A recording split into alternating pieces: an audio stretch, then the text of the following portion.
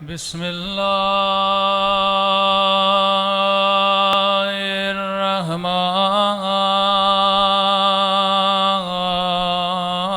الرحمن الرحيم الحمد لله رب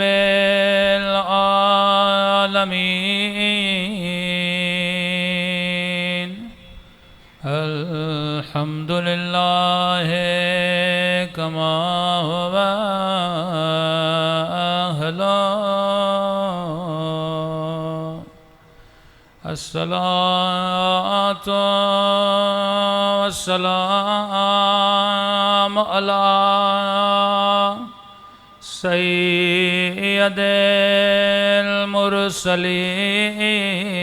المرسلين وخاتم النبيين أبي القاسم محمد اللهم صل على محمد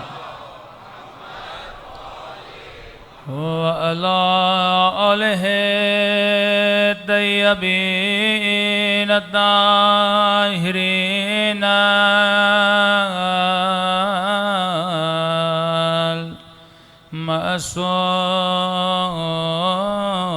المعصومين سب مل کے اپنے مولا کے ظہور کی دعا اللہم کل ولیک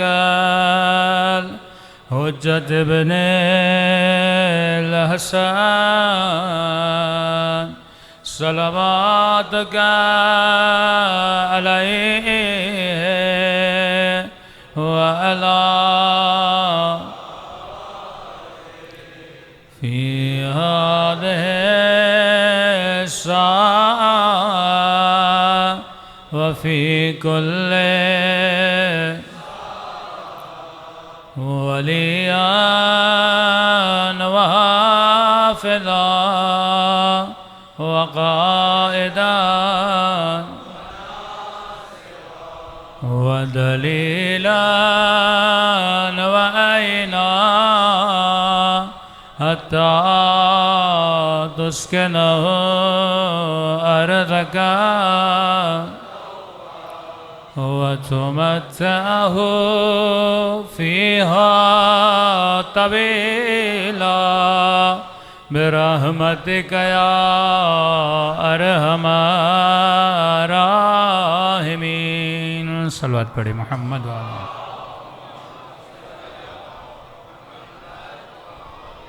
بسم اللہ الرحمن الرحیم رب اشرح لی صدری ویسر لی امری واحلل عقدۃ من لسانی یفقہوا قولی اما بعد فقط قال سبحانہ وتعالی فی محکم کتابہ بسم اللہ الرحمن الرحیم هل ادلکم علی تجارۃ تنجیکم من عذاب علیم تؤمنون باللہ والرسولہ وتجاہدون فی سبیل اللہ باموالکم وانفسکم ذالکم خیر لکم ان کنتم تعلمون صلوات پڑھیں محمد وآل محمد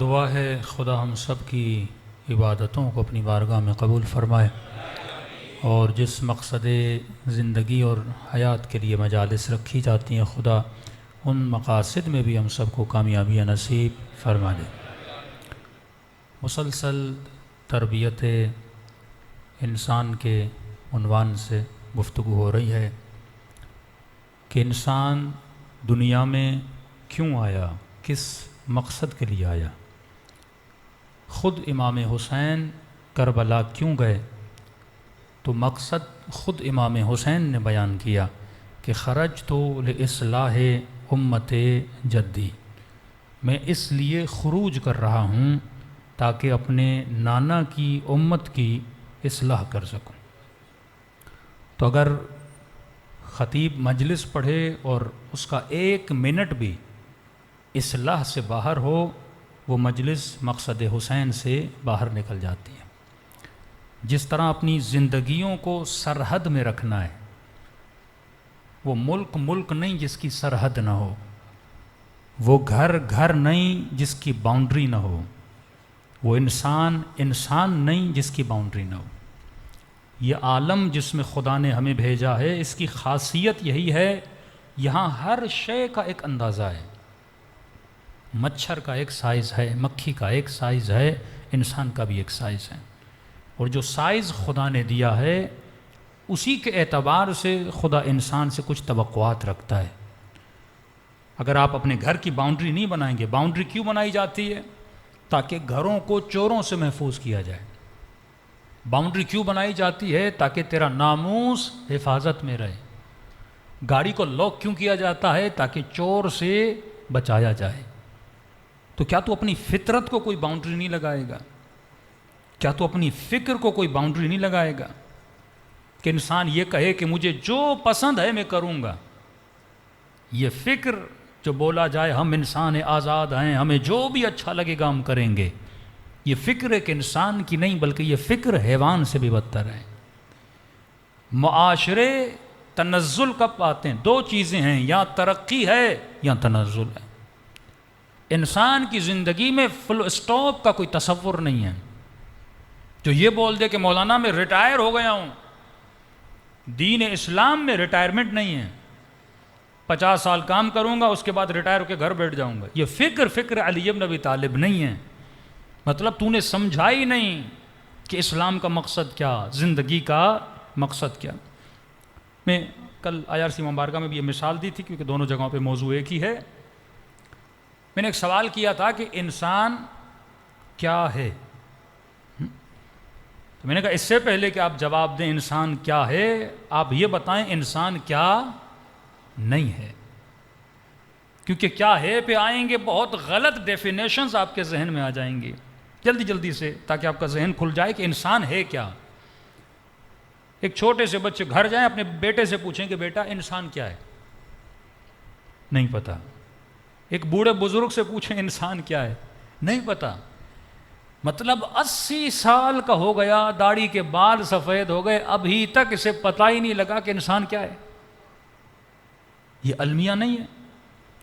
جن کو پتہ لگ گیا کہ انسان کیا ہے وہ کربلا میں حور بن گئے۔ جن کو پتہ چل گیا انسان کیا ہے وہ سلمان بنے، اور جن کو پتہ ہی نہیں تھا کہ انسان کیا ہے، کوئی شمر بنا، کوئی یزید بنا۔ دیکھیے انسان کی اسٹارٹنگ کتنی بری ہے۔ کائنات میں حضرت آدم حضرت حوا ہیں، اللہ نے 2 بیٹے دیے، بھائی بھائی کو قتل کر دیتا ہے۔ اگر مسلمان ہوش کے ناخن لے تو اسی واقعے سے بہت کچھ سیکھ سکتا ہے۔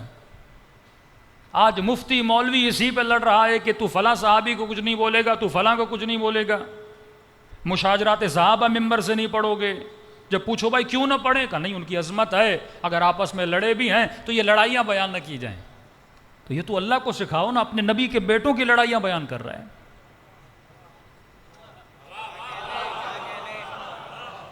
ذرا عقل تو لڑاؤ نا۔ خدا پردہ رکھ دیتا، بھائی گھر کی بات تھی، بھائی بھائی سے لڑا، ایک بھائی نے ایک بھائی کو مار دیا، اللہ کیوں بتا رہا ہے ہمیں؟ مزے لے رہا ہے خدا۔ قصوں کی کتاب ہے یہ قرآن، لوری سنائی جا رہی ہے بچوں کو۔ خونی رشتے ہیں، صحابیوں کا آپس میں خونی رشتہ نہیں ہے، خونی رشتے ہیں، بھائی بھائی کو قتل کرتا ہے۔ ابتدا بشر میں اگر 2 بشر آپس میں لڑتے ہیں کس شے کی وجہ سے؟ کیونکہ ایک کو پتا تھا انسان کیا ہے، دوسرے کو پتا نہیں تھا انسان کی ویلیو کیا ہے۔ تو خواہش نفس کی وجہ سے بھائی کا دشمن بن سکتا ہے۔ یہ الارم تھا جو خدا نے انسان کے آتے بجا دیا۔ کسی جوان کو میں نے کہا، کسی مومن کو میں نے کہا میں اپنے بیٹے کی ہدایت کرو، کہیں بیٹا گمراہ نہ ہو جائے، اس کو گناہ سے بچاؤ، معاشرے میں شہوت بہت ہے۔ نہیں مولانا، میرا بیٹا ہے، میرا خون ہے۔ یہ غرور تمہارے اندر کہاں آیا؟ تیرا خون ہے، نوح کا بیٹا کس کا خون تھا؟ آدم کے بیٹے کس کا خون تھا؟ اتنا اعتماد نہ کیا کرو، یہ نفس بڑا خبیث ہے۔ قد افلح من زکاہا وقد خاب من دساہا، جس نے اپنی خلقت کے مقصد کو نہیں سمجھا، جس نے تزکیہ نہیں کیا، وہ دنیا و آخرت میں تباہ و برباد ہو جاتا ہے۔ تو مطلب ہمیں اتنا ٹائم نہیں، ہم 10 منٹس کے لیے یہ سوچیں انسان کیا ہے۔ آج تک تم نے سوچا امام حسین جناب زہیر کو اپنے خیمے میں بلا کے کیا باتیں کی امام حسین نے؟ زہیر وہ جس کے پاس مال تھا، جس کے پاس دولت تھی، جس کے پاس باغ و باغات تھے، جس کے پاس سینکڑوں کی تعداد میں غلام تھے، جسے یہ پتا تھا حسین کون ہے، نبی کے نواسے ہیں۔ کون سی نئی چیز تھی جو امام نے بتائی اور امام کے پاس رک گیا؟ کہ امام نے یہ بولا ہوگا زہیر میں تجھے بڑا باغ دوں، کہ مولا میرے پاس تو ہے۔ زہیر تجھے غلام ملیں گے، مولا میرے پاس تو ہیں۔ زہیر مجھے نہیں جانتے میں کس کا نواسا ہوں، میں جانتا ہوں۔ کون سی چیز امام نے بتائی؟ امام کا یہی کام ہوتا ہے کہ انسان کو بتایا جائے کائنات میں تیرے آنے کا مقصد کیا ہے، تو جس ٹریک پہ چل رہا ہے یہ ٹریک تجھے جنت تک نہیں لے کر جائے گا۔ زہیر نمازی تھا، عابد تھا، زاہد تھا، یہ نہیں کہ زہیر نماز نہیں پڑھتا تھا لیکن غلط ٹریک پر تھا۔ آج ہمارے کئی ایسے نمازی ہیں، تہجد گزار ہیں، لیکن یہ نہیں پتا کہ ہم کس ٹریک پہ چل رہے ہیں۔ مرنے کے بعد جب مرے گا اور قیامت میں کہے گا خدایا کہاں گئی میری نمازیں، کہاں گئے میرے روزے؟ اللہ کہے گا تو انہیں جہاں پڑھی تھیں وہیں رہ گئے، اوپر آئے ہی نہیں۔ میں نے انچولی میں ایک مثال دی، میری عادت ہے سمپل سی مثالیں دیتا ہوں تاکہ جوانوں کے ذہنوں میں بڑی آسانی سے بیٹھ جائے۔ میں نے کہا دیکھو تمہارے جیبوں میں موبائل ہیں، مختلف کمپنیوں کے اس میں سم کارڈ ہیں۔ اب موبائل میں سم کارڈ ہو تو یہ سم کارڈ سگنل کب پکڑتا ہے؟ جب ٹاور کے قریب ہو۔ اب پاکستانی سم عراق لے کر جاؤ گے نہیں چلے گی، عراقی سم پاکستان لے کر آؤ گے نہیں چلے گی، ٹاور کے قریب ہوگے تو سگنل آئیں گے۔ میں نے کہا بڑے خوش نصیب ہو تم سب کے پاس ولایت کا سم ہے۔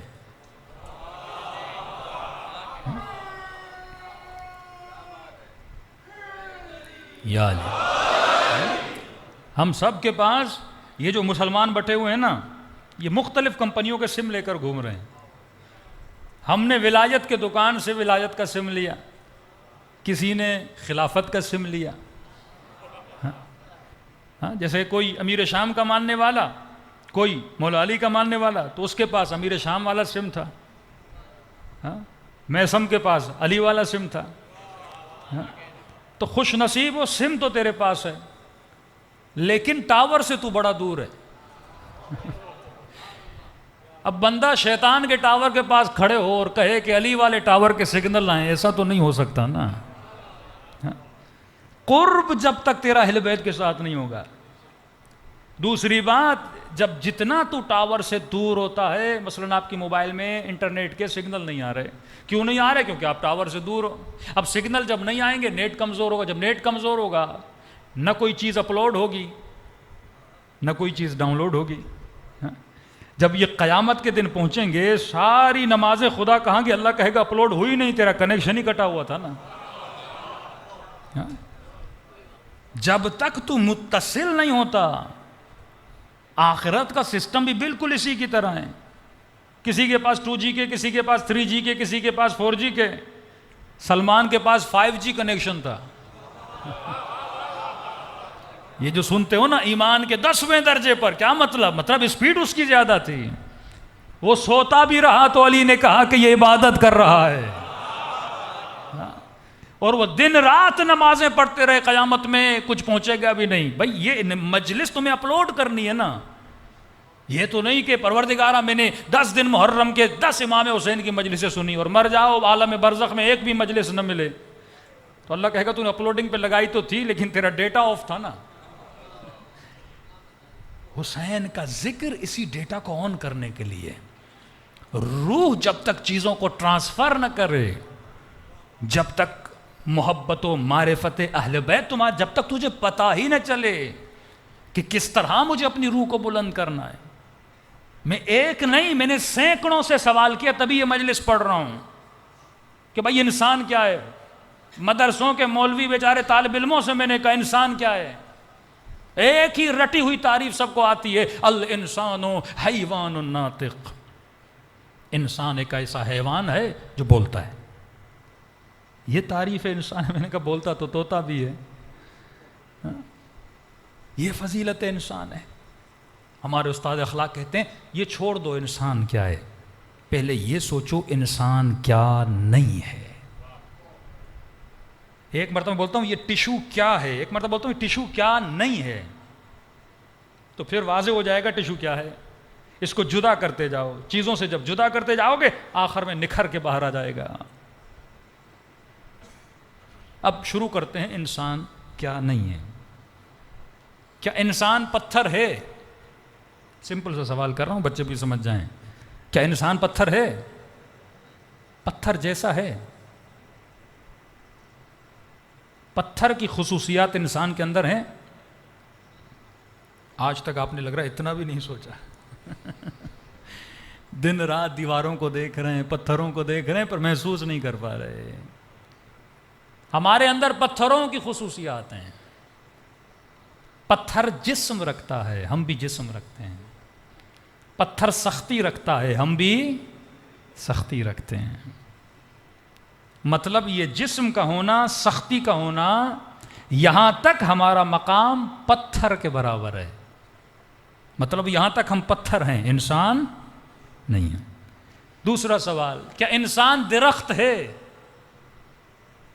کہ پودے، درخت، کیا انسان وہ ہے؟ آپ کہیں گے نہیں مولانا وہ نہیں ہے.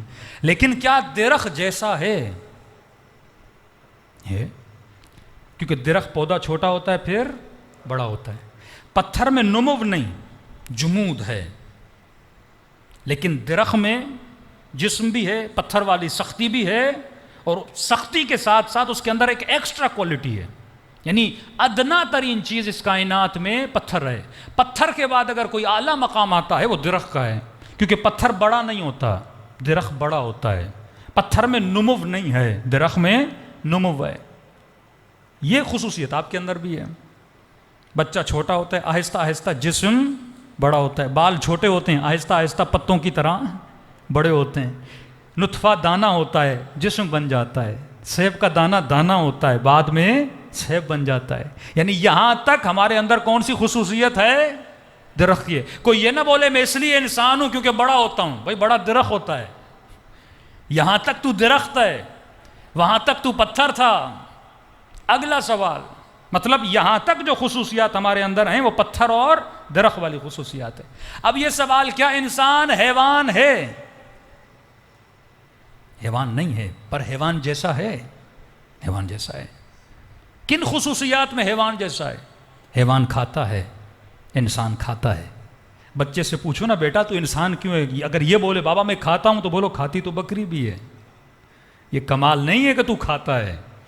نہیں مولانا ہم انسان ہیں کیونکہ ہم شادی کرتے ہیں. جن سے مخالف سے رابطہ حیوان بھی برقرار کرتا ہے. گدھوں کی بھی شادیاں ہوتی ہیں، گھوڑوں کو اور بات ہے، تو بارات لے کر جاتا ہے، ان کی کوئی بارات نہیں ہوتی.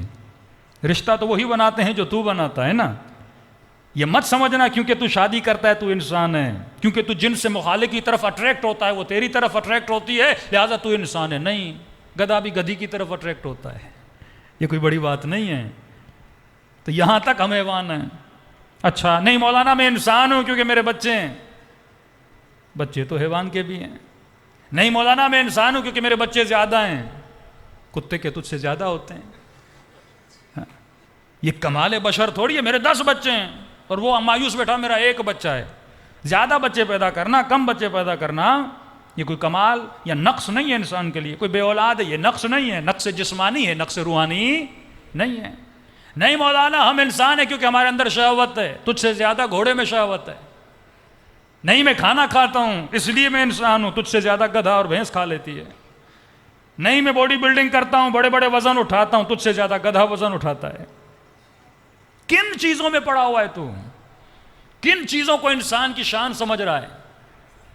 ویسٹرن سوسائٹی، یہ انگریز جو مادہ پرست ہیں، انہوں نے انہی چیزوں کو انسان کی شان سمجھی نا. دن رات دوائیاں بناتے ہیں، اسی چیز میں لگتے ہیں، شہوت اور بڑھے اور بڑھے اور بڑھے. مطلب خود کو گھوڑا بنانا چاہتے ہیں. انسانیت سے نکل کر حیوانیت کی طرف جانا چاہتے ہیں. دن رات ڈولے شولے اور طاقت آئے اور طاقت آئے. بھئی یہ طاقت گدھے میں تجھ سے زیادہ ہے. تو خود کو گدھا بناتا جا رہا ہے دن بدن, اور فخر کرے میرے اتنے ڈولے, میں اتنا طاقتور, میں 200 کلو وزن اٹھا دوں. یہ فخر انسان ہے. ہاتھی تجھ سے زیادہ وزن اٹھاتا ہے, گدھا تجھ سے زیادہ وزن اٹھاتا ہے. تو یہاں تک تو ہم حیوان ہیں. اچھا یہ بولے نہیں مولانا میں انسان ہوں کیونکہ میں اپنے بچوں کے لیے کمانے جاتا ہوں, صبح سے شام تک محنت کرتا ہوں, ایک لقمہ اپنے بچے کے لیے لا کر لاؤں. تو کیا کوا اپنے بچے کے لیے محنت کرنے نہیں جاتا؟ کیا چڑیا اپنے بچے کے لیے دانہ نہیں لاتی؟ کیا عقاب اپنے بچے کے لیے؟ جنگل کے حیوانوں کو دیکھو, شکار کرتے کرتے زخمی ہو جاتے ہیں تاکہ اپنے بچے کے منہ میں چھوٹا سا لقمہ لا کر دیں. اگر تو صبح سے شام تک گھر میں بیٹھا ہے کما نہیں رہا تو اس گدھے سے بدتر ہے, اس حیوان سے بدتر ہے. 25 سال کی ایج ہو گئی جب آ کے ابھی تک ماں باپ کا کھا رہا ہے, تو حیوان سے بدتر ہے. اللہ نے طاقت دی, اللہ نے آدھی جا کما. ایک گدھا بھی پیٹ بھرنے کے لیے صبح سے شام تک وزن اٹھاتا ہے کہ مجھے گھاس مل جائے. تو اگر کمانے نہ جائے تو حیوان ہے, بلکہ حیوان سے بدتر ہے. حیوان بھی اپنی روزی کی تلاش میں نکلتا ہے, اپنی رزق کی تلاش میں نکلتا ہے. تو یہاں تک تو حیوان ہے. نہیں مولانا میں انسان ہوں کیونکہ ہم سوسائٹی میں رہتے ہیں, ہم ایک دوسرے کا خیال کرتے ہیں, ہمارے اندر صلہ رحمی ہے. ہمسایہ کا خیال کرتا نہیں ہے, میں بتا رہا ہوں. ہمسایہ کا خیال کرتا ہے, ہمیں ایک دوسروں کی پرواہ ہوتی ہے. یہ تو حیوانوں کو بھی ہے. شیر بھی جنگل کی حفاظت کرتا ہے, ہاتھی بھی فیملی کے ساتھ ٹریول کرتے ہیں. ہاتھیوں کو کبھی دیکھا ہے؟ نہیں مولانا میں انسان ہوں کیونکہ اگر میرا کوئی ماں مر جائے, باپ مر جائے, میں اس پہ روتا ہوں. ہاتھیوں کو دیکھا ہے؟ جب کوئی ہاتھی مرتا ہے تو اس پہ بیٹھ کے سوگ مناتے ہیں, 3 دن بیٹھ جاتے ہیں, ان کی آنکھوں سے باقاعدہ آنسو بہتے ہیں. نہیں مولانا میں انسان ہوں کیونکہ میں پلاننگ کرتا ہوں. میں اپنے لیے, اپنے روزگار کے لیے ایک مہینہ کھانا جمع کرتا ہوں, پیسے بینک بیلنس بناتا ہوں, اسٹاک کرتا ہوں. تو کیا چونٹیاں اسٹاک نہیں کرتی؟ کیا شہد کی مکھیاں شہد نہیں بناتی؟ پورا سال اپنے لیے شہد جمع کرتی ہیں. تو نہ کرے تو حیوان سے گیا کچھ. یہ سوچ تو اس کو بھی ہے کہ مجھے اپنے لیے بنانا ہے. نہیں مولانا میرے اندر غیرت ہے کیونکہ میں انسان ہوں. غیرت تم مرغے میں بھی ہے, نہیں ہو تو تم مرغے سے گیا گزرا ہے. مولا فرماتے ہیں کئی چیزیں ہیں جو حیوان سے سیکھ. یہ جو ویسٹرن سوسائٹی پہ مرنے والے لوگ جو اپنا دین و ایمان بیچ کے ویسٹرن سوسائٹی کے پیچھے لگے ہوئے ہیں, انہوں نے خود کو انسانیت نہیں گرا, حیوانیت کے مقام سے بھی گرا دیا ہے. پورے اینیملز کی ہسٹری پڑھ کے دیکھیں, ان کی لائف سٹائل اور زندگی پڑھ کے دیکھیں, آج تک آپ کو نظر آیا کوئی کتا کتے سے شادی کرے؟ لیکن آئیے میں دکھاتا ہوں, انگریزوں میں مرد سے شادی کر رہا ہے. یہی ہے جب در حسین اور اسلام سے بندہ دور ہوتا ہے, حیوان نہیں حیوان سے گر جاتا ہے. قیامت کے دن یہ کتا بولے گا خدا یہ مجھ سے گیا گزرا تھا. کتے کبھی کتوں سے جنسی تعلق نہیں بناتے. اولئک کالانعام بل هم اضل. کبھی خدا کہتا ہے یہ گدھے جیسا, گدھے سے گزرا. حیوان بلکہ حیوان سے بدتر. کیونکہ جب یہ بھول جاتا ہے میرے کائنات میں آنے کا مقصد کیا ہے, یہ مسجد میں گناہ کرے گا, امام بارگاہ میں گناہ کرے گا, مدرسے میں گناہ کرے گا, روڈ پہ گناہ کرے گا, حیوان سے بھی گیا گزرا ہو جائے گا. کسے پتا نہیں میں ہوں کیا, میں دنیا میں آیا کیوں. اللہ جب حد و حدود بناتا ہے تو تجھے سکھاتا ہے تو سمجھ دنیا میں کس عظیم مقصد کے لیے پیدا ہوا ہے. تو آج تک کوئی حیوان سے میل حیوان سے رابطہ نہیں بناتا. آج سوسائٹی کا یہ انحطاط ہے, یہ تنزلی ہے. ہمیں مال نظر آتا ہے, ہمیں چمک نظر آتی ہے, ہمیں لگژری لائف اسٹائل نظر آتا ہے, ہمیں ان کے گھر نظر آتے ہیں. مولانا وہاں لوڈ شیڈنگ نہیں ہوتی. تو یہ کیا ہے, تمہارے بچے کیا سیکھیں گے؟ اسکولوں میں یہی پڑھایا جا رہا ہے ان بچوں کو. میں ان کی میٹرو ٹرین میں سفر کر رہا تھا, اب ٹرین میں عورت کے ساتھ الیاذ باللہ گناہ میں لگی ہوئی ہے. روڈوں پہ یہ کام ہو رہے ہیں وہاں پہ. ایک بچہ اسکول میں پڑھے گا, مسلم بچہ, لیکن کہاں جائے گا؟ سرکاری اسکول میں پڑھے گا نا. پھر بھی سلام اہل سنت کو. انگلینڈ میں انہوں نے اپنے اسکول بنائے, ہمارے شیعوں کا کوئی اسکول ہی نہیں، اپنی سوسائٹیز میں نہیں رہتے. بچہ اسکول میں جائے، ایک بچہ بیچارہ مسلمان کا حلال زادہ، 30 بچے اس کے ساتھ حرام زادے پیدا ہوئے. کہتے ہیں مولانا بیٹی میری 6 سال کی ہے، 6 سال کی لڑکی میری بیٹی کو بولتی ہے تیرا کوئی بوائے فرینڈ ہے کہ نہیں. 6 سال کے بچے کو اب کیا مینٹلٹی بنے گی، کیا ذہنیت ہوگی، تباہ کر رہے ہیں اپنی اولادوں کو. اتنی بڑی امانت خدا یہ معصوم بچہ قیامت میں یہی یوم یفر المرء من اخیہ، ماں بیٹے سے بھاگے گی، باپ اولاد سے بھاگے گا، گریبان پکڑے گا اپنے باپ کا کہ تو نے مجھے صراط مستقیم کا راستہ تو نے بتایا کیوں نہیں کہ انسان کا مقصد کیا ہے، پیسہ کمانا، لگژری لائف بنانا، ڈالر اور پاؤنڈز جمع کرنا. کیونکہ یہ سمجھ نہیں پاتا کہ زندگی کا ہدف کیا ہے، اپنی نسلوں کو تباہ و برباد کر دیتا ہے. تو یہاں تک یہ بولے مولانا میں شادی کرتا ہوں، حیوان بھی کرتے ہیں. میں بچوں کے لیے کماتا ہوں، حیوان بھی محنت کرتا ہے. یہ بولے نہیں میرے اندر غیرت ہے، مرغے میں غیرت ہے. خاتون یہ بولے نہیں میرے اندر حیا ہے، مولا فرماتے ہیں مرغے سے غیرت سیکھ. غیرت مطلب جب اس کی مرغی کے پاس کوئی اور مرغا آتا ہے وہ غیرت میں آ جاتا ہے. کہ بے غیرت نہ بننا، تجھے غیرت ہی نہ آئے تیری بیوی نامحرموں سے باتیں کرے، مردوں کے آفس میں کام کرتی رہے صبح سے شام تک، کوئی مسئلہ نہیں، مولانا حجاب میں جاتی ہے، باتیں تو کرتی ہے نا. اسلام نے دائرہ بنایا، خواتین وہاں کام کریں جہاں خواتین ہوں، ان کا سرکل معلوم ہونا چاہیے.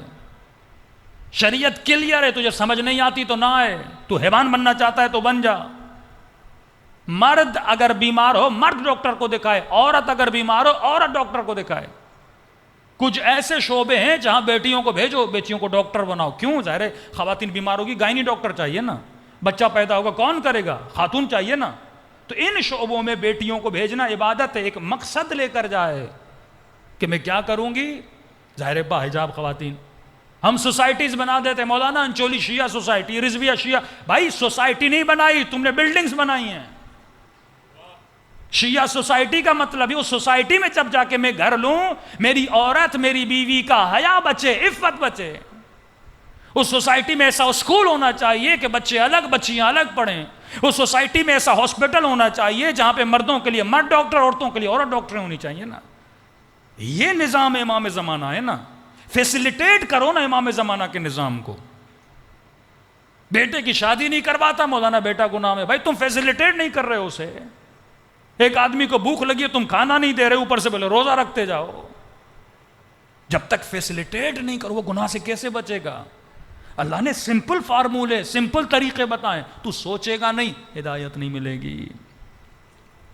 فرمایا 3 چیزیں کوے سے سیکھ. مولا کون سی؟ کہ صبح سویرے گھر سے نکلنا،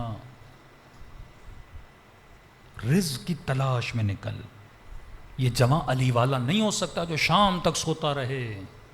کسی کی نائٹ ڈیوٹی ہے تو سمجھ آتا ہے، رات کو تو ٹی وی دیکھے، صبح تو سوتا رہے اور کھڑے ہو جائے مصلی پہ اللہ اکبر. کہ لعنت ہے تیری نماز پہ، تو نے ہدف خلقت کو تباہ کر دیا اور مصلی پہ کھڑے ہو کے نماز پڑھ رہا ہے. محنت کر، کام کرنا آر نہیں ہے. آج یہ مولانا جاب نہیں ہے، جاب نہیں ہے، ایم بی اے کیا، ایم کام کیا، جاب نہیں ہے.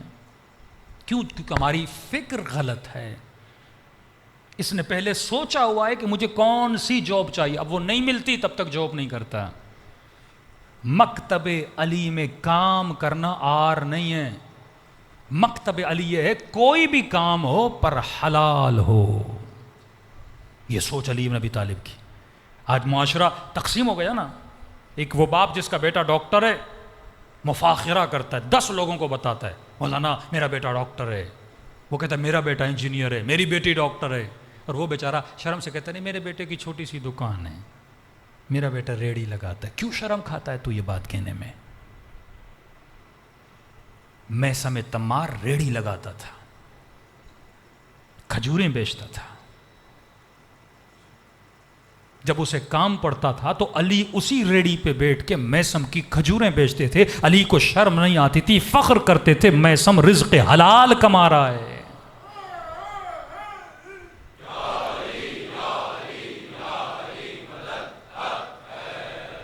ایک مومن 40 شب جمعہ دعا کرتا ہے مجھے امام زمانہ کی زیارت نصیب ہو جائے.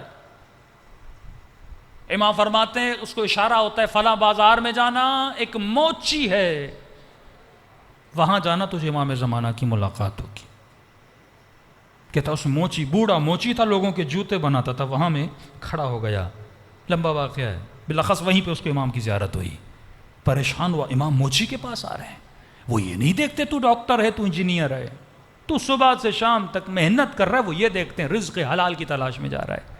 چھوٹا سا سرمایہ بنا، دکان کھول دے، کام کر، اللہ ترقی دے گا. یہ جتنے کروڑ پتی ہیں اسی طرح امیر بنے، محنت کر کے. ان کے بیک گراؤنڈ اور قصے پڑھو گے، محنت کی، اللہ پھر برکت. لیس الانسان الا ما سعی، تو کوشش نہ کرے. مولانا میں 50 سال کا ہو گیا، ریٹائر ہو گیا ہوں، صبح سے شام تک بندہ گھر بیٹھا ہوا ہے. بھائی اسلام میں ریٹائرمنٹ ہے ہی نہیں. جب تک اہل بیت زندہ تھے وہ کام کرتے تھے، جب تک ٹانگوں میں طاقت تھی وہ کام کرتے تھے. مقصد حیات 3 چیزیں کوے سے سیکھ: صبح جلدی گھر سے نکلنا، شام جلدی گھر آنا. جلدی گھر چلا جا. یہ ہوٹلوں پہ، یہ چائے کے ڈھابوں پہ وقت ضائع نہ کر. وقت بڑا قیمتی ہے. تو دنیا میں کچھ کمانے آیا ہے، گوانے نہیں آیا. جلدی گھر چلا جا، بیوی بچوں کے پاس، ماں کے پاس، باپ کے پاس. تھوڑی خدمت کر جا کر ان کی. ماں کے پاؤں دبا، باپ کی دعائیں کما. پھر جلدی سو جا تاکہ نماز تہجد پہ تیری آنکھیں کھلیں.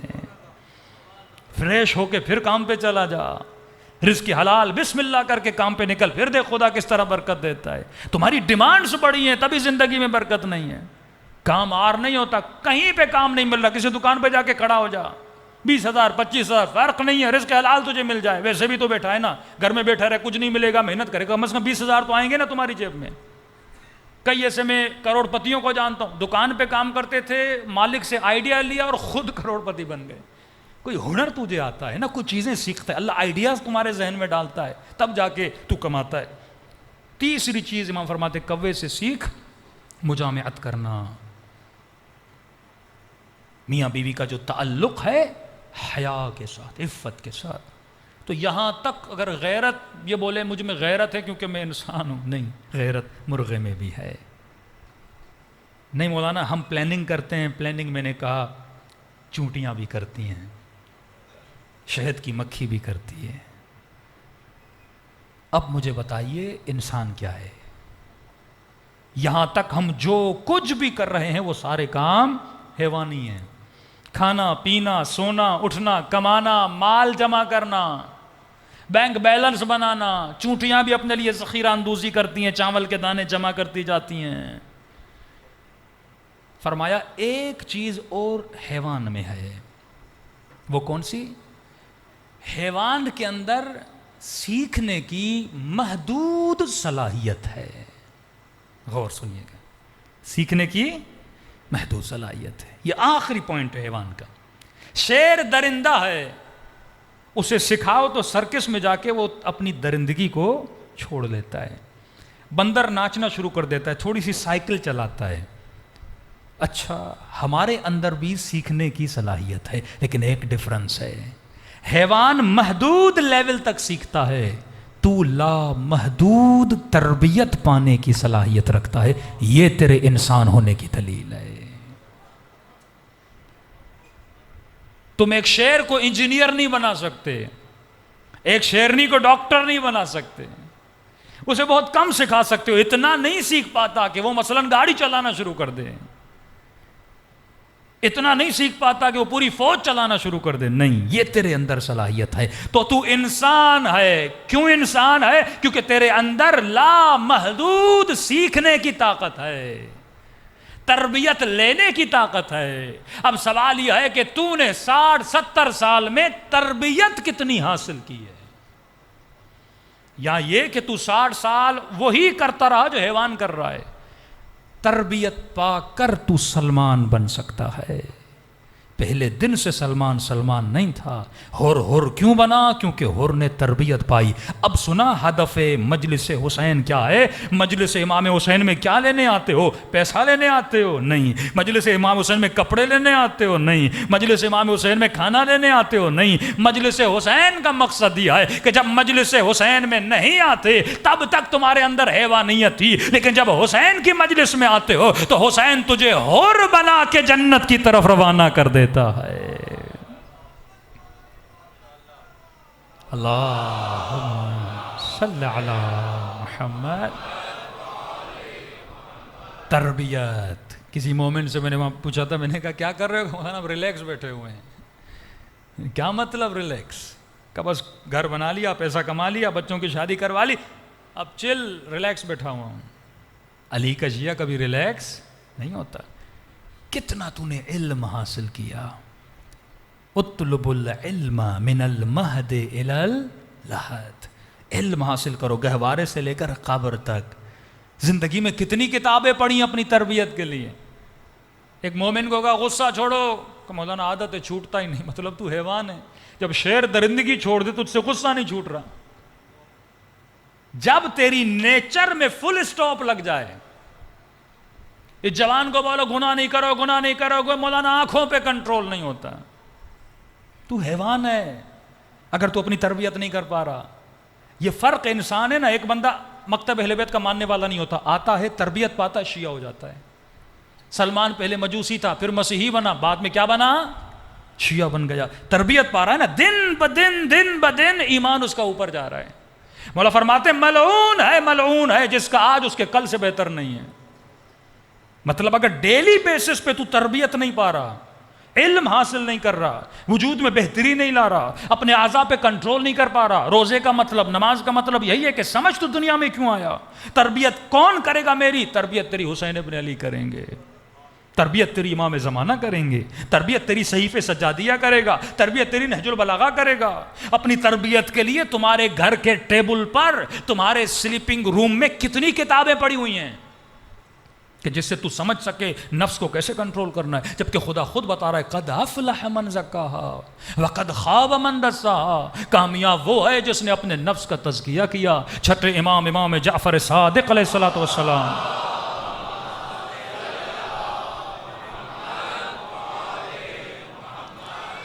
میرے یا علی، یہ چھوٹے چھوٹے بچے ہیں نا، ان کو تربیت سکھاؤ. ہاں کل میں نے کہا نا تربیت کی ابتدا کہاں سے ہوتی ہے؟ جب آدمی شادی کرتا ہے. یہ ابتدا ہے. شادی شہوت کو بجھانے کے لیے بھی ہے، لیکن یہ اس کا فرعی مقصد ہے، اصلی مقصد نہیں ہے. اصلی مقصد یہ ہے کہ انسان شادی کرے اولاد پیدا کرنے کے لیے.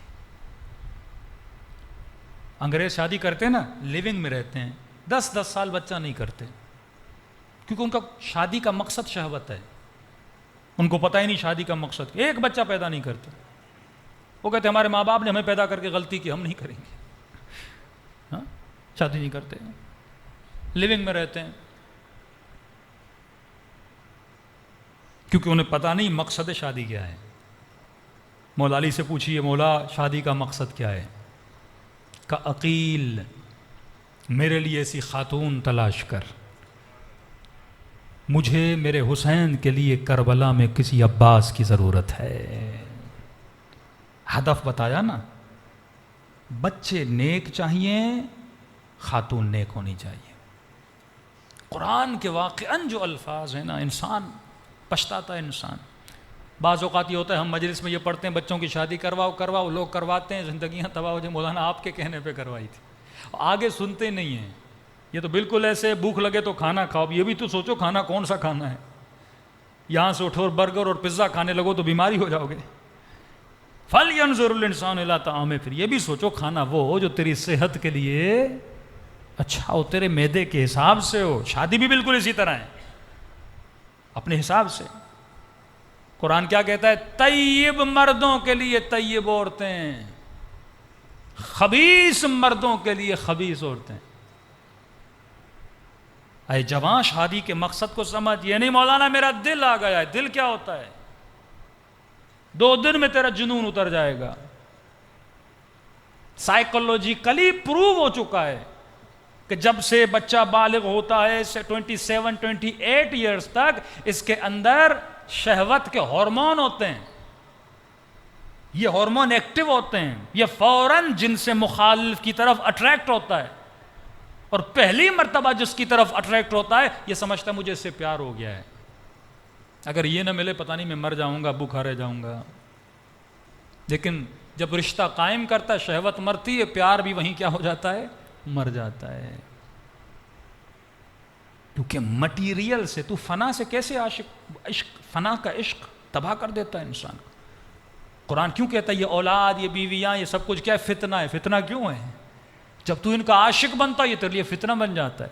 مولا علی فرماتے کسی سے اتنی محبت نہ کرو کہ وہ تجھے اپنا اسیر بنا دے. بعض اوقات میں والدین کو دیکھتا ہوں بچوں کے قیدی ہوتے ہیں، شوہر بیوی کا قیدی، بیوی شوہر کی قیدی. تو اگر اس عورت سے محبت بھی کر رہا ہے اللہ کی خاطر محبت کرو. تو اگر اپنے بچے سے محبت کر رہا ہے اللہ کی خاطر محبت کرو. زانی بچے سے کون محبت کرے گا؟ شرابی بچے سے کون محبت کرے گا؟ سمجھا کے ایک باپ کو میں تھک گیا کہ مولانا میری بیٹی مجھے چھوڑ کے چلی گئی، اعوذ باللہ یورپ میں غلط تعلقات بنا دیے، بغیر نکاح کے ایک لڑکے کے ساتھ رہ رہی ہے، شراب بھی پی رہی ہے، حجاب بھی نہیں کر رہی، دعا کریں بیٹی واپس آئے. میں نے کہا ایسی بیٹی کو پلٹانے کا فائدہ کیا؟ نوح کا بیٹا جب کافر بنا اللہ نے کہا تیرا بیٹا ہے ہی نہیں، آگ کر دے. میں نے کہا ایسے اولاد کو محبت اتنی نہیں ہونی چاہیے کہ اس محبت میں تجھے گناہ نظر نہ آئے، اللہ کی مخالفت نظر نہ آئے. وہ مسلم ہو ہی نہیں سکتا جس کے وجود میں غیرت الہی نہ ہو. تجھے زنا پہ غیرت نہ آئے، تجھے شراب نوشی پہ غیرت نہ آئے، تجھے اللہ کی مخالفت پہ غیرت نہ آئے. یہ نسبی رشتے ہیں. رشتہ تبھی حلال بنتا ہے جب انکحت اور قبلتو پڑتا ہے، اللہ کی اجازت سے حلال بنتا ہے. تو بیوی سے محبت خدا کی خاطر. ہدف شادی کیا ہے؟ شادی کروں، شہوت بجھے، شیطانی وسوسوں سے بچوں، نماز کا ثواب ڈبل ہو، آدھا ایمان کمپلیٹ ہو، اللہ نے اس میں سکون رکھا ہے. پھر مقصد نہائی یہ ہے کہ ایک ایسی اولاد پیدا کروں جو امام زمانہ کی نوکر بنے. یہ ہدف شادی ہے، ہدف ازدواج ہے. تربیت، جب تک تربیت نہیں، اب باپ کو پتہ نہیں، بیٹا 7 سال کا ہو جائے معصوم فرماتے ہیں اس کی تربیت کرنا شروع کرتے، اسے کنٹرول اپنے اوپر سے کھا دے. بیٹا تو حیوان نہیں ہے جہاں جو ملا تو کھا لے، جو تجھے دعوت دے تو اس کی طرف چلا جائے، جو تیری طرف دوستی کا ہاتھ بڑھائے اس سے ہاتھ ملا لے. بیٹا تو علی والا ہے، تو انسان ہے. پھر اسے دکھائیے حیوانات کو، اسے شیر دکھائیے کس طرح درندگی کرتا ہے، کس طرح وہ آپس میں لڑتے ہیں. تو انسان ہے کیا تو شیر کی طرح بننا چاہتا ہے؟ تو بلی اور گدھے کی طرح بننا چاہتا ہے؟ نہیں، اللہ نے تجھے انسان بنایا. انسان وہ ہے جو دیکھ کے کھاتا ہے، اپنا کھا رہا ہوں یا غیر کا کھا رہا ہوں. بھینس کو نہیں پتا، وہ مسجد کا چارہ بھی کھائے گی، مندر کا چارہ بھی کھائے گی، جو ملے گا کھا لے گی. اسے کیا پتا زمین میرے مالک کی ہے یا پڑوسی کی ہے، حیوان ہے، اسے پیٹ کی بھوک بجانی ہے. اگر تیرا بھی یہی ہے، یتیم کا بھی کھا لیا، بہن کا بھی کھا لیا، بھائی کا بھی کھا لیا، لوگوں کا بھی کھا لیا، قیامت میں بھینس بنا کے اٹھائے جاؤ گے. انسان بنا کے نہیں. انسان دیکھ کے کھاتا ہے. میرے مال میں کس کا مال ملا ہوا ہے اسے جدا کرتا ہے. کہ 7 سال سے بچے کو ٹریننگ دے، اسے اپنا نیک غلام بنا، مطیع بنا. اگر 7 سے 14 تک تو اسے غلامی سکھا لے گا، 15 کے بعد یہ اللہ کی غلامی کرے گا. لیکن تو نے غلام بننا اسے نہیں سکھایا، اسے کیا پتا رب کی غلامی کرنی ہے. سختی بھی کر، پیار بھی کر، 7 سال تک بادشاہ ہے، اسے روک نہیں ٹوک نہیں، تاکہ اس کا ارادہ مضبوط ہو، اس کا ول پاور مضبوط ہو. چھوٹے چھوٹے بچوں کو مارنا شروع کر دیں گے نا، یہ بھی نہ کرو وہ بھی نہ کرو، ان کی ول مر جاتی ہے، ان بچوں کی خوشیاں ان کی ختم ہو جاتی ہیں. کہ 7 ایئرز تک یہ بادشاہ ہے، آفٹر 7 ایئرز یہ تیرا غلام ہے. یہ نہیں کہ خود صبح نماز پڑھ رہا ہے بیٹے کو نہیں اٹھا، نہیں، چھوٹا ہے چلو صبح نہیں دوپہر کی نماز پہ کھڑا کر دیا کر، رات کی نماز پہ کھڑ دیا کر. نہیں ابھی میرا بیٹا چھوٹا ہے روزہ نہیں رکھواؤں گا. نہیں، بیٹی 9 سال کی ہو جائے بولو بیٹی روزہ رکھنا ہے. 7 سال کے بعد اسے ٹریننگ دے. پورا دن روزہ نہیں رکھ سکتا بچہ، آدھا دن اسے روزہ رکھا اور اسے فیل کرا کہ روزے رکھنے کی لذت کیا ہے.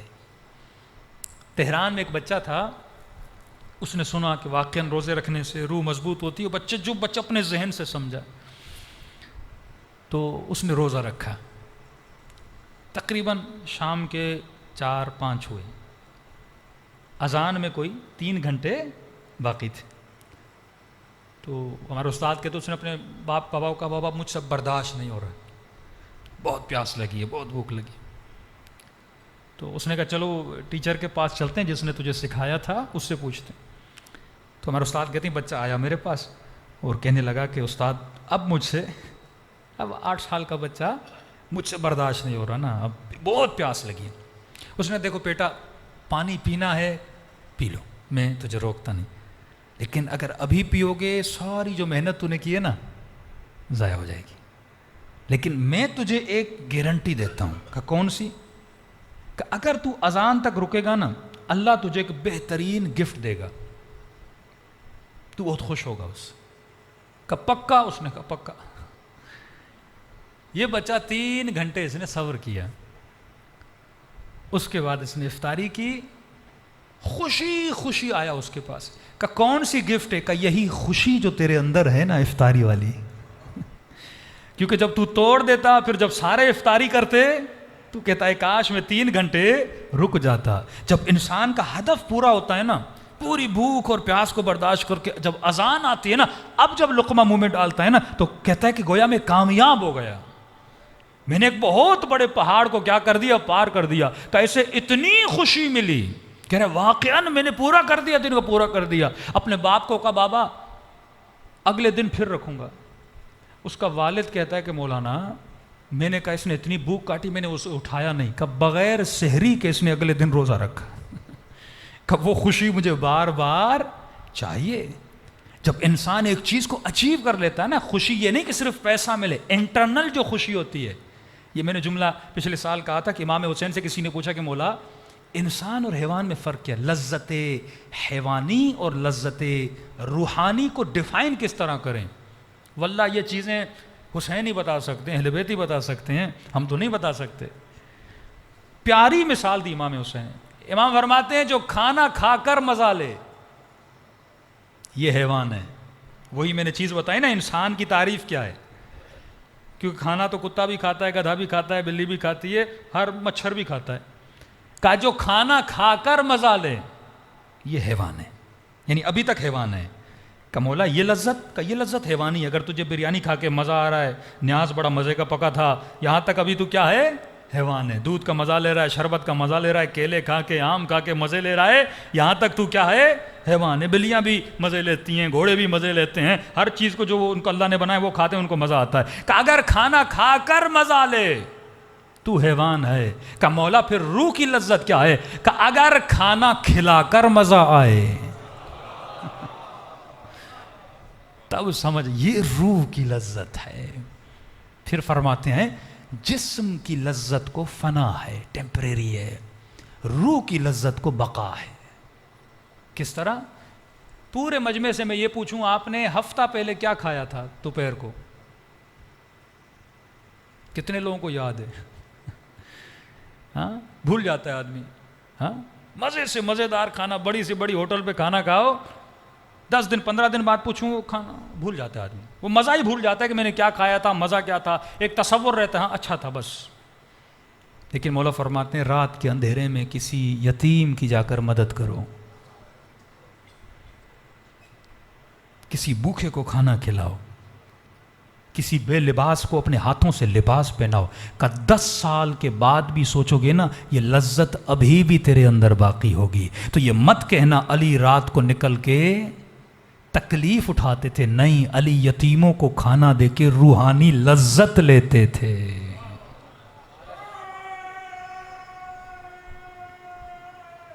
حیدری روح کی لذت میں جو سکون ہے اگر تو اسے محسوس کر لے، تبھی فرمایا الا بذکر اللہ تطمئن القلوب، اللہ کے ذکر سے سکون ملتا ہے۔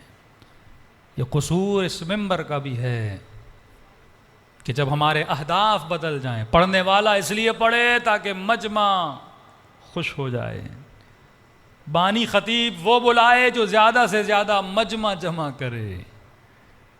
فرمایا اگر عبادت خدا میں بندوں کی رضا شامل ہو گئی یہ شرک ہے، اور فرمایا الریاء هو الشرک کلہ، اور ریا سب سے بڑا شرک ہے اگر تو لوگوں کی رضا کے لیے کچھ بولے۔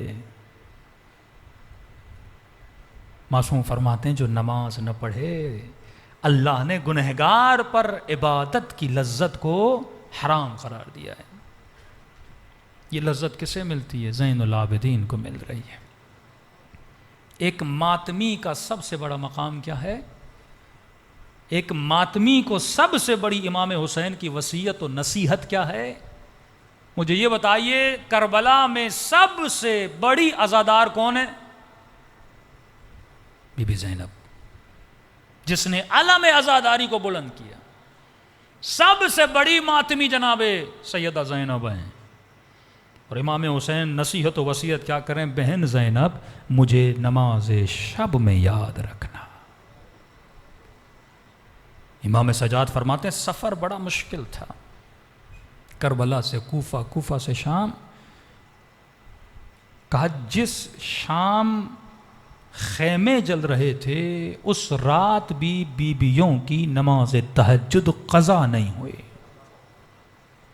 کیونکہ حسین وصیت کر کے گئے کہ پورے سفر سے لے کر شام تک سفر اتنا مشکل تھا کہ بیویاں بچوں کو تلاش کر رہی تھیں، کون سا بچہ زندہ ہے، کون سا گھوڑوں کی ٹاپوں کے نیچے آ چکا ہے۔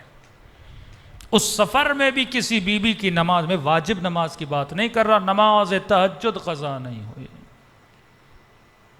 زندان شام ہے، آدھی رات کا وقت ہے، دیکھتے ہیں سیدہ زینب وضو کرتی ہیں، نماز میں پڑھتی ہیں، لیکن امام تعجب میں دیکھتے ہیں پورے سفر میں بی بی زینب نے کھڑے ہو کر نماز پڑھی۔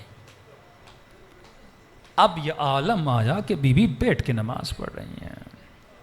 عالمہ، علی کی بیٹی، دین اس سے زیادہ کوئی نہیں جانتا۔ مدینے کی عورتیں احکام اگر پوچھنے آتی تھیں تو سیدہ زینب سے پوچھنے آتی تھیں۔ تو یہ بھی ایک تربیت اہل بیت ہے کہ صرف مردوں کو احکام دین نہیں، عورتوں کو بھی سکھاؤ۔ عورتیں کیوں مردوں کو فون کریں؟ یہ تربیت تمہاری بیوی کے پاس ہونی چاہیے کہ ہر عورت توضیح المسائل کو یاد کر لے۔ جب بچے کو احکام نہیں بتائے گی بچہ دین شناس کیسے بنے گا؟ 20 سال کا جوان ہے، غسل جنابت کا پتہ نہیں، زنا کی اقسام کا پتہ نہیں، غیبتوں کا پتہ نہیں، کون کون سے گناہ ہم کر رہے ہیں۔ آیت اللہ طباطبائی ایک کے گھر میں گئے کہ مجھے تیرے گھر میں بدبو گناہ آ رہی ہے، کہ چند گھنٹے پہلے یہاں پہ کوئی غیبت کر کے گیا ہے۔ گناہ کی بو ہوتی ہے، گھروں میں بدبو ہوگی، کہ امام زمانہ آئیں گے؟ آدھی رات کو عالمہ بی بی جو فقہی مسائل کو جانتی ہیں بیٹھ کے نماز پڑھ رہی ہیں۔ اسلام کہتا ہے جب تک تکلیف نہ ہو بیٹھ کے نماز نہ پڑھو۔ مولا سجاد پوچھتے ہیں پھپھی اماں کیا اتنی تکلیف ہے؟ کربلا، کوفہ، راستے کی تکلیفیں، بیٹھ کے نماز نہیں پڑھی؟ کہ سجاد میرے لال زندان میں کھانا بہت کم آتا ہے، ہمارا پیٹ بھرا ہوتا ہے، کسی نے ہمیں پتھر نہیں مارے، کسی نے ہمیں تازیانے نہیں مارے، پھر بھی ہم مصلے پہ نہیں جا پاتے۔ فرمایا میں سارا کھانا بچوں میں تقسیم کرتی ہوں۔ اب زینب کے بدن میں طاقت نہ رہی کہ کھڑی ہو سکے، تبھی فرمایا خدا کو اس زینب کا واسطہ دو، خدا دعا رد نہیں کرتا۔ دلوں کو کربلا لے کر چلیں، دعا مانگیں کہ خدا ہمیں ایسی تربیت دے جیسی علی نے سلمان کو عطا کی تھی۔ ہم بھی اپنے امام زمانہ کے لیے مالک اشتر بن سکیں۔ اے جوان، یہ دنیا فانی ہے، ہر گناہ کا علاج ہے، صحیح علاج کی طرف جا، نگاہ حرام کر کر کے اپنی آنکھوں کو امام زمانہ کی زیارت سے محروم نہ کر۔ کل کچھ عمل بھی بتاؤں گا، اگر ریگولر نوجوان کرے تو 40 ڈیز میں امام زمانہ کی زیارت نصیب ہو سکتی ہے۔ وہ ہم سے دور نہیں ہیں، فرمایا تمہارے گناہوں نے تجھے مجھ سے دور کیا ہے۔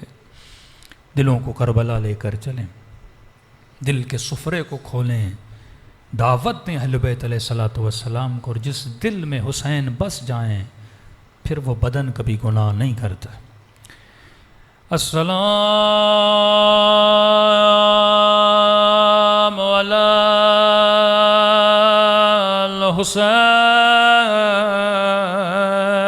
الحسین وعلی علی ابن الحسین وعلی اولاد الحسین وعلی اصحاب حسین کی صدا بلند ہو، السلام علی الحسین وعلی علی ابن وعلی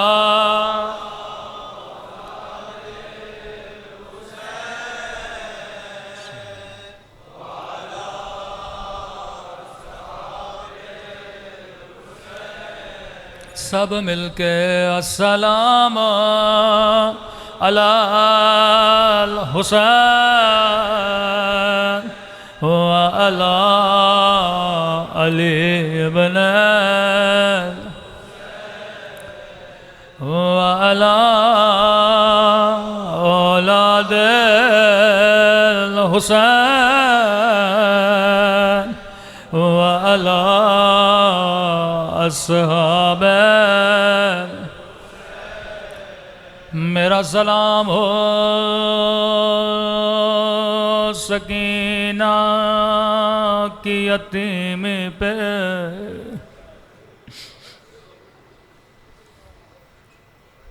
اللہ آپ سب کو ننھی سی قبر سکینہ کی زیارت کرائے۔ میری عادت ہے میں 3 دن محرم کے جناب سکینہ کے مصائب پڑھتا ہوں۔ 3 دن اگر دل آپ کا تیار ہو گیا، 4تھے دن کے بعد دخول ہے۔ اور خود امام حسین فرماتے ہیں میرے عزادار، اگر تو چاہتا ہے خدا تیری دعا قبول کرے، خدا کو میری ننھی سی بچے کا واسطہ دیا کرو۔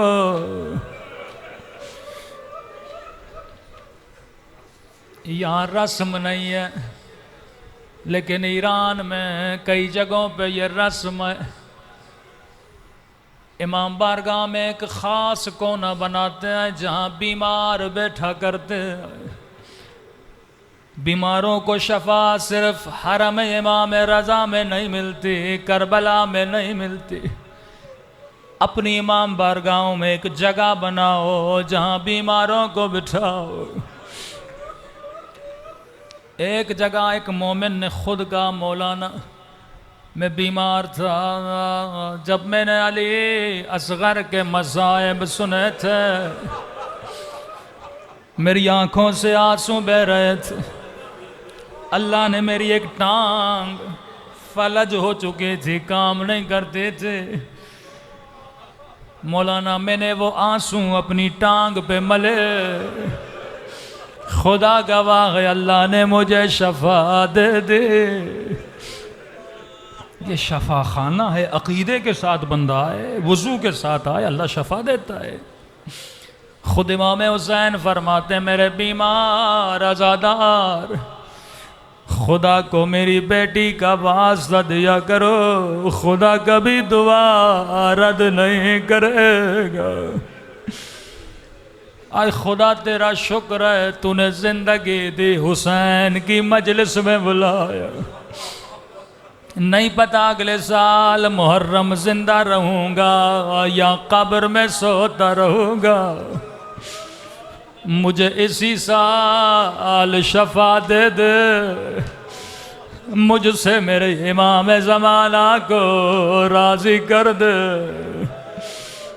اے خدا وسیلہ لاؤں تو کون سا وسیلہ لاؤں، سکینہ سے بڑا کوئی وسیلہ نہیں ہے۔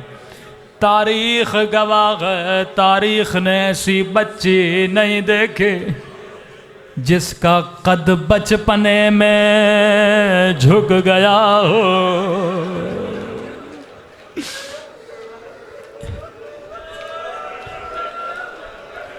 تاریخ میں دو ہی یتیمہ بیویاں ہیں، ایک بی بی مدینے میں، ایک بی بی شام کے زندان میں۔ مدینے والی بی بی بھی یتیم ہوئے، کمر جھک گئے، لیکن وہ جوان تھے، یہ بی بی 4 برس کی تھے۔ زندہ کی دیواروں پہ سر ہاتھ رکھ رکھ کے چلتے تھے۔ مدینے والی بی بی کے بال بھی سفید ہو گئے، اس بی بی کے بال بچپن میں سفید ہو گئے۔ مدینے میں بھی ایک بی بی ہے، رات کے اندھیرے میں ایک علی اسے غسل دے رہا تھا، اس کی دھاڑیں بلند ہوئے۔ شام کے زندان میں بھی رات کے اندھیرے میں جب غسالہ نے قمیص اٹھائی، پیٹھ پہ کالے نشان تھے۔ سید سجاد کی فریاد بلند ہوئی، ہائے میری ننھی سکینہ۔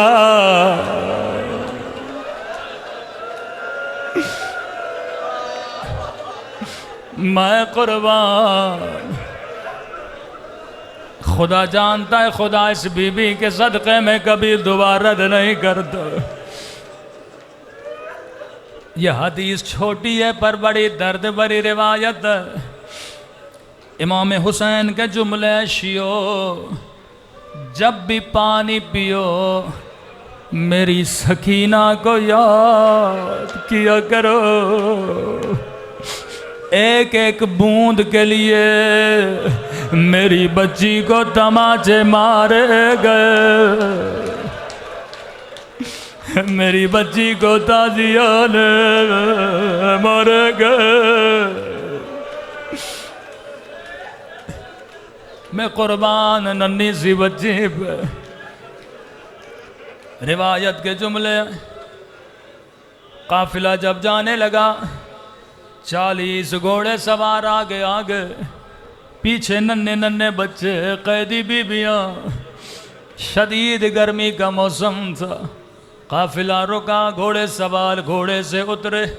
امام سجاد فرماتے مجھے دھوپ میں بٹھایا گیا، گردن میں لوہے کا تو ہاتھوں میں زنجیریں، ننھی سی بچی آگے بڑھتے تھے، کبھی بھائی کے گلے کا بوسل لیتے تھے، کبھی بھائی کے ہاتھوں کا بوسل لیتے تھے، اور رو کے کہتی تھی میرے اللہ میرا بابا بھی مارا گیا، میرا چچا بھی مارا گیا، اللہ مجھ سے سجاد کو نہ چھیننا۔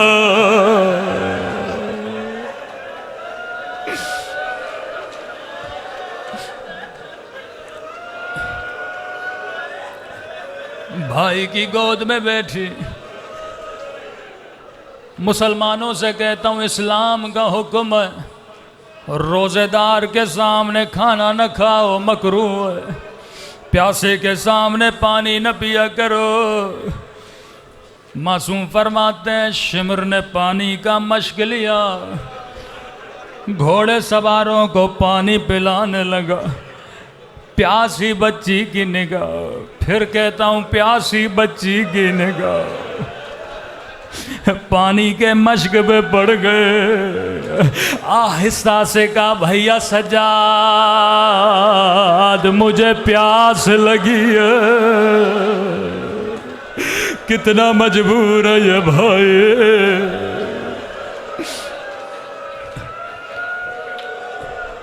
کہ سکینہ یہ تجھے پانی نہیں دے گا۔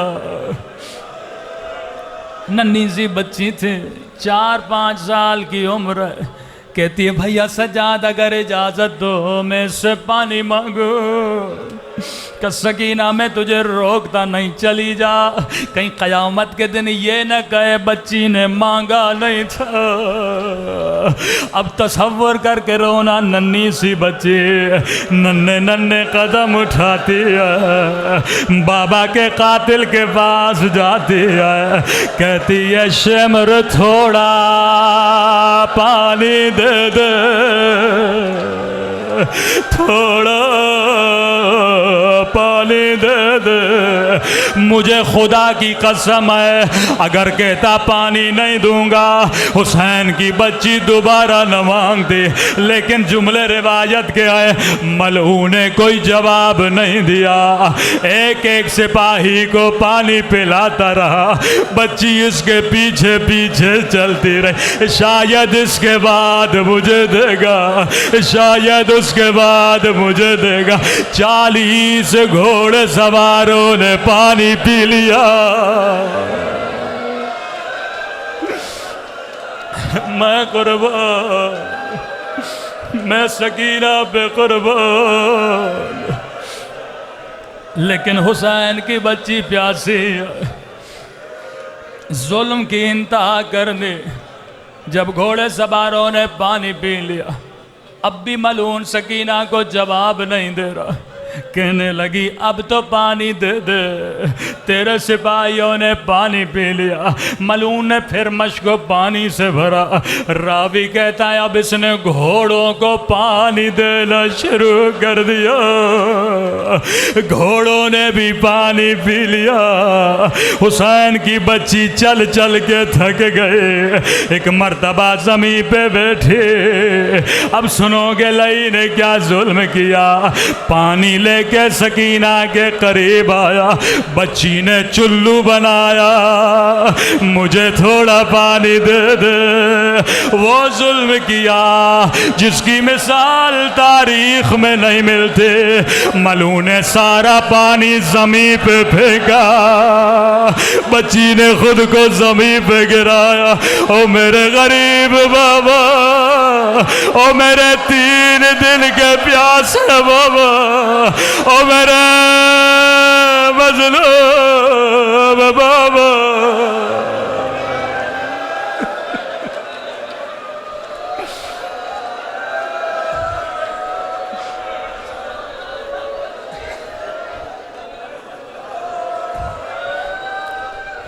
اللہم اشفی صدر الحسین بظہور الحجہ۔ اے خدا یتیمہ بچی کا واسطہ ہمارے امام زمانہ کا ظہور فرما، ربنا تقبل منا انک انت السمیع الدعاء۔